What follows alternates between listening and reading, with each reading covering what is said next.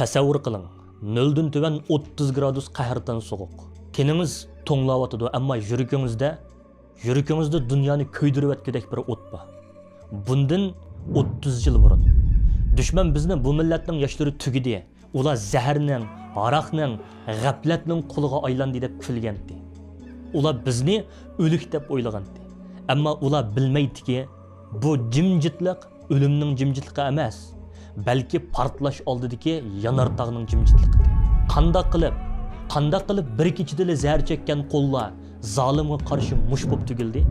Qanday qilib o'yin tomosha deb yurgan yigitlar kepallarini o'z qo'li bilan kiyib zolimning oldiga chiqdi? Bu tarix kitoblaridagi oddiy hikoya emas. Bu ruhning qaytadan tirilishi. Agar sen bugun men kim, mening tomorimda kimning qini iqvatidi deb so'rasang, javobini mushu videodan topsa. 5 fevral faqat qonliq kunlar emas, u bizning izbosarlik kimligimiz. Tayyormi? Undaqda tarixning kulini pulab, ostidagi cho'g'ni bir ko'rib boqayli.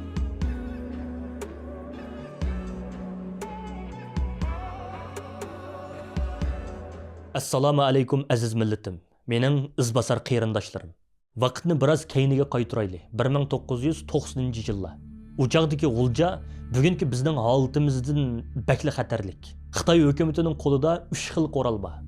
Birinchisi tug'ut cheklash, jismimizni yo'qotish uchun. Ikkinchisi dinsizlashtirish, bizning e'tiqodimizni butunlay yo'q qilish uchun.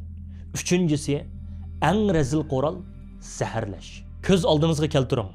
Ko'chalarda oqtamaka, ya'ni heroin xuddi bozorlardagi shakardeklar oshkor setiladi. Aroqkashlik, zaboylik modati. Yoshlarning ko'zida nur yo'q, ko'nglida g'oya yo'q. Hammasining dadi birla. Bugunimni o'tkazib olsam, kayfimni surib olsam bo'ldi. Dushman buningda nimani kutdi? Ular bir chet qarab turib kulimsiradi. Ular o'yladiki, bo'ldi, bu millat tugidi. Bu yoshlar zaharning quliga aylandi. Endi bulardan bizga hech qanday xatar kelmaydi, qo'yib ba tugassin dedi. Şoňa saqçılar bununğa köz yumdi, hatta astırtın yol içpedi. Dal mana mushunda qapqaranğu zulmetde, hamma adam millatim tugidi deb urayotgan paytda bir arslan o'tirg'i chiqdi. U Abduxilil Abdumijid va uning o't yurak sabdoshlari edi. Alloh ulardan rozi bo'lsin. Ularning boshqalardan farqi nima bilamsiz? Ular voy millatim tugashdiq deb yig'lab yurmadi. Ular masilning yiltizini topdi va shu yiltizga palti chapdi. Qarindishim, Abduxilil Abdumijid va uning sabdoshlarining eng dahshatli yeri nada bilamsiz? Ularning jasoratidimi? Yo'q, ularning ko'zida. Ularning masilning terisiga, tashqi ko'rinishiga emas, balki tomuriga, moyitiga qarag'anligida. Ular shu qorong'u kechida o'ltirib, o'zdirdan shuni so'rdi. Bizning yoshlarimiz zodi nimishga zahar chekadi? Buning javobi bek oddiy, ammo bek ig'ir. Chunki ularning qo'sqa emas, ruhi och. Ularning qiladigan ishi yo'q. Ularning tava bo'lgan bir oilasi, bir jamoati yo'q. Yoshlarimiz yetim. Xo'sh, undaqda buningga diagnoz qo'yildi. Buning davosi nima? Masjidda o'ltirib olib, fukam zar harom, dozoq kirsa deb vaziyatishmi? Yo'q, bu islohotga yetarlik emas. Ular tushundiki, faqat vaz islohotga yetarlik bo'lmaydi. Yoshlarga tavallik tuyg'usi berish kerak. Ularni bir sistemaning ichiga, bir sapning ichiga ib kirish kerak. Shuning bilan ular nimani tanladi? Xalqimizning necha ming yillik xazinasi mashrabni tanladi. Nimishqa mashrab? Chunki mashrabda hamma narsa bor. Kulki bor, chaqchaq bor, muqam bor, sirdish bor, suhbat bor, qarindoshlik bor. Xitoy hukumati dastlabda bunga qarab, "Ha, bular o'yin o'ynab yetibdi. Mayli o'ynasin. Siyosat bilan qari bo'lmasa bo'ldi" deb o'yladi. Ammo Abduxilil Mijid mashrab degan bu koni qochining ichiga butunlay yangi inqilobiy bir sharbat qo'ydi. Bu yerga diqqat qilinglar. Izbosarlar, bu aql o'yini. Ular qanday qildi? Birinchi qadam ko'rik soldi. Ular men ustoz deb o'zining so'rovlaridan qopmaydi o'ltirmadi. Ular yoshlar orasiga top maydoniga tushdi. G'uljining har bir ko'chasida, har bir mahallasida futbol komandalari qurildi. Kalifkam top o'ynayli dedi. Top maydoni ularning yoshlarni tutadigan dastlabki to'riga aylandi. Shu top orqali kimning yigitligi bor, kimning rahbarlik iqtidori bor, kimning notiqlik iqtidori bor, kim kimga yordamga muhtoj, hammasini olqindek to'nib bildi. Ikkinchi qadamda yuragini titirtish, eritish. Top o'ynab yerib kelgan yoki ko'chada aroq ichib yurgan yoshlarni mashrabga akilib yig'di. Mashrab qizidi.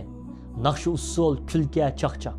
birdilla chiroq o'chdi, musiqa to'xtadi, zulmat qorong'ulikda faqat birla ovoz, Qur'on sadosi yangradi. Ondan Abduxelil Mijit yoki boshqa notiqlar o'tirg'i chiqib, vatanning qon yig'layotgan tuproqini, millatning xorliqini so'zladi. Ularning so'zlari xuddi xanjardek yoshlarning g'aflat bosgan yuragiga sanjildi. Birodar, sening onang seni mushunda xor bo'lsin deb tuqqanmi? Sen qachongacha dushmanning kulkisi, do'stning yig'isi bo'pli o'tsa, bu savollar tosh yuraklarni eritdi. Shu kechalarda necha minglagan yoshlarning yuzi ko'z yoshi bilan yuyildi.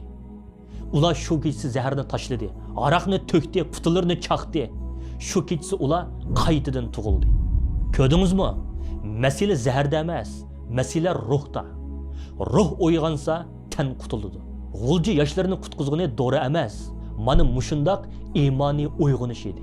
Qarindishim, ularning qilgan ishi faqat yoshlarni yig'ib qasam berishdan iborat emasdi. Agar ular shunday qilgan bo'lsa, balki bu harakat bir haftada tarqalib ketadi. Abduxelil Mijit va uning sabdoshlarining dushmanni titratgan haqiqiy kuchi ularning o'rnatgan to'mirdek tuzumi edi. Bu yerga diqqat qiling. Biz bugun mushuni o'rganishimiz kerak. Ular mashrabning ichida xuddi bir davlatning kichikiltirilgan modelini qurib chiqdi. Birinchi yigit beshi. Har bir mashrabning bir beshi botdi. Uning og'zidan chiqqan so'z amr farmon. U yerda men qo'shilmayman deydigan hech qanday gap yo'q. Mutlaq itoatla botdi. Ikkinchisi qozi. Talash tortish bo'lsa soqchixonaga bormaydi. Qozining oldiga boradi. Adolat shu qozining oldida o'z o'rnini topadi. Uchinchisi pashshab, ya'ni ijrochi. Agar biroz qasam berib yana aroq ichsa yoki zahar cheksa, uni soqchi jazolamaydi, pashshab jazolaydi. U yosh butun jamoat oldida yetib qoldiriladi yoki ayblanadi. Bu yerda ishq silingani tayoq emas, balki Uyg'urning yo'qolib ketgan numuz va iffat tuyg'usidir. Texmi muhimi, ular faqat taqvo bo'l deb quruq gapli satmadi. Ular yoshlarning qo'sqini o'yladi. Ishi yo'qmi? Mashrab ahli ish tepib, do'konlarini ichib, mablag' sepadi. Hunar o'rgatdi, to'y qilinmagan yigitlarning to'yini qilib qo'ydi. Natija yoshlar nimani his qildi bilamsiz? Ular menga Xitoy hukumati emas, mening mashrabim ega chiqdi ekan. Mening haqiqiy hukumatim mana mushu ekan deb tushundi. Mashrab xalqning qalbidagi kichik bir hukumatga aylandi. Qisqagina bir necha yil, qisqagina mana shu bir necha yil ichida G'uljida mo'jiza yuz berdi. Aroq do'konlari butunlay vayron bo'ldi. Diskoxonalar taqaldi. Zar sotadiganlar mashrabchilar kelyotdi desa qo'rqib qochadigan bo'ldi.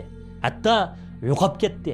Xalqning yuziga kulka, qalbiga iymon qaytib keldi. Dal mana mushu yerda Xitoy hukumati bu tirilishni ko'rib qattiq vahimaga tushdi. Ular nimishga qo'rqdi? Ular zar chekkanlardan qo'rqmaydi-ku.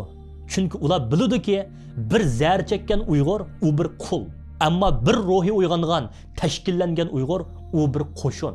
1996-yillarning oxiri qora bulutlar yupurilib kelishga boshladi. Xitoy hukumati haqiqiy razil yuzini ko'rsatdi. Futbol maydonlari taqib etildi. Mashrab qonunsiz so'rin deb e'lon qilindi. Her kuni akşamı bu mashrab gruppasidagi 5 dan 10 gacha yosh izdireksiz yo'qolib ketishga boshladi. Bugun birga o'tirgan do'sting atisi yo'q. Bu bir jimjit qirg'inchilik qaydib ketdi. Abduxelil Mijit ko'rdiki, bu go'zal mashrab sistemasi ko'z oldida vayron bo'lib o'tadi. Abduxelil Mijit o'limning purqini sezdi. U bildiki, navbat o'zigami kelib qolgandi. Hatto u bir qitim tutib qo'yib berilgandi. Endi nima qilish kerak? Jim yetib o'limni kutishmi yoki dunyoni titritib o'lishmi? Shuning bilan u eng oxirgi, eng xatarlik, ammo eng sharafli qarorga keldi. Namoyish. Uning maqsadi hukumatdan umid kutish emas edi. Uning maqsadi G'ulji yoshlarining bo'yin egmas isyonkor ruhini dunyoga bir qitim bo'lsa-mu jakarlab, oshkor da'vatga chiqib, ondan keyin shahid bo'lishdi. 1997-yili 2-oyning 3-4-kunlari. Bu kunlar odatdagi kunlar emas bo'lib, bu Ramazonning eng muborak qadr kechasi kunlaridir. Dal mana mushundoq muqaddas kechida Xitoy soqchilari nima qildi? Ular uylarga bostirib kirdi. Namoz o'qiyotgan onalarni jaynamoz ustidan so'rab tutdi. Qur'on o'qiyotgan yoshlarni kishalladi. Musulmonning izzati, onaning numusi dafsanda qilindi. Bu G'ulji xalqining savr qochsini oshirgan eng oxirgi tamchi bo'ldi. Yoshlarning yuragida birli sado yangradi. Biz jimjit tursaqmi o'ladi ekanmiz? Dinimiz, onamiz, singlimiz dafsanda qilindi. Endi jim turish o'limdimi betar xo'rliq. Shu kechasi 4-fevral kechasi hamma odam uyda, ammo hech kimning ko'zida uyqu yo'q. Yoshlarning yuragida dahshatli bir jang bo'layotdi. Bir tarafda yashash orzusi, yana bir tarafda vijdon azobi. Ular o'z-o'zidan so'rashdi. Agar biz ati chiqsak, o'lib ketishimiz mumkin. Ammo chiqmasakchi, undaqda bizning iymonimiz o'ladi, erlikimiz o'ladi, vijdonimiz o'ladi, milliy g'ururimiz o'ladi. Endi ko'zingizni yuming. G'ulja, qish, tong sahar, tuman va qahrdan sovuq shaharni muzga aylantirgan. Shu jimjitlikda shaharning markazidagi Taxtay masjidining sarrafxonasida, ya'ni munchisida ajoyib bir sukunat batdi. Bu yerda so'z yo'q, quruq parangmi yo'q, faqat yuraklarning dup-dup so'qishi va suvning shirildab tushgan ovozi anglanadi. Abduxilil Abdumijid va uning sabdoshlari g'usl qilyotdi. Lekin diqqat qiling qayrindishim, ularning badanidan sirg'ib tushayotgani oddiy suv emas. Ular bu g'usl orqali o'zlarining dunyodagi barliq havaslarini, qo'rqinchlarini, armonlarini yuvitib, ruhini pokizlayotdi. Bu oddiy bir yuvinish emas. Bu bir mujohidning Alloh bilan uchrashish oldidagi tayyorligi. Bu bir bandaning ey Alloh, men sana pokiz keldim, meni qabul qilgin degan duosi. Ular tinini yuvayotdi, ammo amaliyotda ruhini shahidlik martabasiga tayyorlayotdi. Eng yurakni titirtadigan yeri nada bilamsiz? G'usli tugidi. Ular odatdagi ish kiyimlarini kiymadi. Ular yenida ip kirgan, qip-qizil qonga bo'ylashga tayyorlangan oppoq kepalliklarni badaniga o'radi. Tasavvur qiling, tirik odam sapmisoq o'z qo'li bilan o'zining kepalliklarini kiyyotdi. Bu nima deganlik? Bu men bugun uydan chiqdim, endi dunyoga qaytmayman deganlik. Ular uydan chiqishdan burunla bolalarini, ayolini, issiq uyini, ota-onasini ko'ngilda dafn qilib, faqat va faqat Allohning roziligini tanlab bo'lgandi. Ondan ular shu oq kepallarning ustiga chaponlarini kiyib, masjiddan chiqishga boshladi. Masjid darvozadan chiqqan shu bir turkum tirik shahidlarga ko'chalardan minglagan yoshlar qo'shildi. Ularning qo'lida tosh yo'q, tayoq yo'q, qo'ral yo'q. Ammo ularning ko'kirkida atom bombasidan kuchli bir iymon bor. Ularning badanida o'limdan qo'rqmaydigan bir kepallik bor. G'ulji ko'chalarda faqat birli sada, osmonni yarg'udek bir sada yangraydi. Allohu akbar, Allohu akbar. Tutqunlar qo'yib berilsin, biz insoniy haqqimizni talab qilamiz. Mana bu zolim hukumatni titratgan kuch. Dushman ularning qo'ldagi quruq mushton qo'rqmadi, balki ularning kiyvagan kepalligidan, ko'zdirdagi o'limga tayyor bo'lgan hayvisdan qo'rqdi. Tushdan keyin soat 2-3 atrofi vaziyat tuyuqsiz o'zgardi. Xitoy hukumati suhbatlashni rad qildi. Ularning javobi nima bo'ldi bilamsiz? Ular bir to'p qurolsiz, faqat qonuniy haqqini talab qilib kelgan fuqarolarga xuddi dushman armiyasiga muomala qilgandek muomala qildi. Ular cho'ng tipdagi suv chechish mashinalarini yoshlarning oldiga haydab keldi. Qarindishim, shu daqiqani tasavvur qila olamsiz? 0 dan tuvan 30 gradus qahrdan muz sovuq.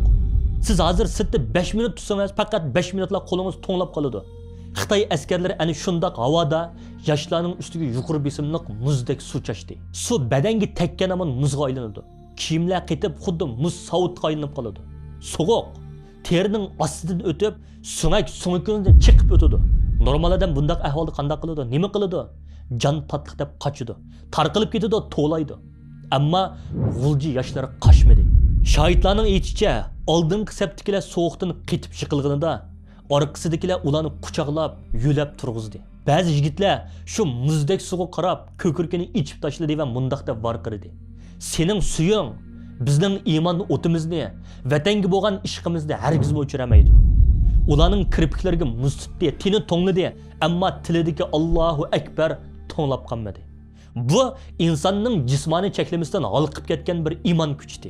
Suv chechish mashinasi qarqinmagandan keyin dushman haqiqiy vahshiy yuzini ochdi. Vang vong o'q ovozlari atrofda yangrashqa boshladi. Oq qor qip-qizil qonga bo'yaldi. Yigitlar bir-birlab yerga yiqildi.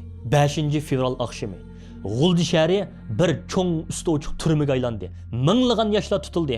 Turmalarda o'rin qolmadi. Xitoy saqchilari u yoshlarni qanday qildi bilamsiz? Ularni qanday qiynadi? Yoshlarni qish kuni oyog'ini soldirib etib, qorning ustida, muzning ustida yuguradi. Putlari yerilib, qonlari qorga singib ketdi. Hatto nurg'unlarning so'g'ida putlari sesib ketdi. Ishlarga vahshiylarcha talatdi. Tavba qil, pushaymon qil deb xudini yo'qotquchi urdi. Ammo u yoshlar nima qildi? Yig'ladimi? Yolurdimi? Yo'q. Ular türmening ichini madrasaga aylantirdi. Bir-birining yarısını tangdi, bir-birisiga tasalli berdi. Ko'p tayoq yeganlarni oz tayoq yeganlar yo'lidi. Hatto bir Xitoy saqchining keyinchi aytgan bundoq so'zi bor. Biz ularni urib, yerib ketdik, ammo ularning ko'zidagi bir xil nurni o'chiramadik. Ular bizdan qo'rqmadi, aksicha biz ulardan tap-tatdi qo'rqdik. Demak, qarindishim, erkinlik degan nima? Erkinlik turmaning sirtida bo'lish deganlik emas. Agar sen turmaning sirtida, Turkiyada, Amerikada, Yevropada yashab turibmi, haq gapni qilishdan qo'rqsang, jisming erkin dunyoda bo'lsa-mu, ruhing dushmanning hayvisidan, tahdididan titrab tursa, sen bir qul. Agar sen turmaning ichida kishallaklik turibmi, imoningdan voz kechmasang, sen erkin, sen hur.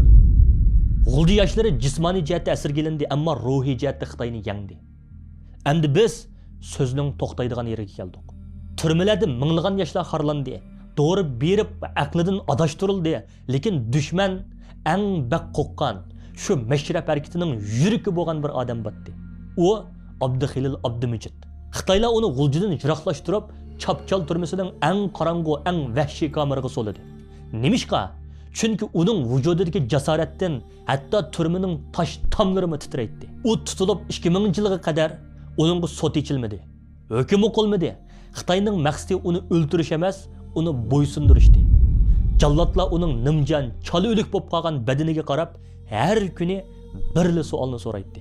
Xitoyning qonunini idrob qilamsa, bizga bosh ag, qilmishingga pushaymon qil.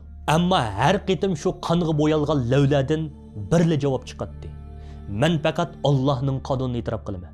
Uningdan boshqa hech qanday qonunini idrob qilish yaratgan Rabbimga sherik keltirgan bo'ladi. Allah bizga faqat bir nili tushirdi. Men faqat shuningga bo'ysunaman. Dushman g'azabdan chidimidi. Qiyin qistoqni hassilab kuchaytdi. Ularning barliq maqsadi uning og'zidan taslim bo'ldi. Men qilganlarimga pushaymon qildim, xato qildim degan shu bir eg'iz so'zni ilishdi. Shu paytda tarixda ko'rilib boqmagan bir ish yuz berdi. Abduxilil Mijid o'yladi. Bu tan ojiz. Balkim bek og'rib ketsa, ongsiz holatda bo'lsa-mu Rabbimga osiylik qiladigan biror so'zni aytib qo'yamanmi? U o'zining irodasi kishinatdi, ammo ojiz tenidan ansirdi. Shuning bilan xalqimiz orasidagi ishonchli rivoyatlar qaraganda, bu 30 yoshlik o'g'lan o'zining Alloh bir degan shu muqaddas e'tiqodiga xoinlik qilib qo'ymaslik uchun turmada o'z tishlari bilan o'zining tilini chaynab uzvatdi. Anladingizmi, qarindishim? Ular gap qildirish uchun qiynadi. U bo'lsa gap qilib qo'ymaslik uchun o'zining tilini qurbon qildi. Dunyoda buningdimi o'ta iroda, buningdimi o'ta sadoqat bormi? Oxirida u bir oy ochlik e'lon qilib, Rabbining huzuriga shahid bo'lib ketdi. U ketganda amdili 30 yoshda. Ammo u bizga 3000 yilga yetkirak bir dostonni, ruhiy jihatda taslim bo'lmaslikning qandoq bo'ladiganligini qon bilan yezib qoldi. Oxirida Abduxilil Abdumijid shahid bo'lishdan burun zindonning tosh tomlari orasidan onasiga va butkul millatga va biz yoshlarga shu bir eg'iz so'zni qoldirib ketdi.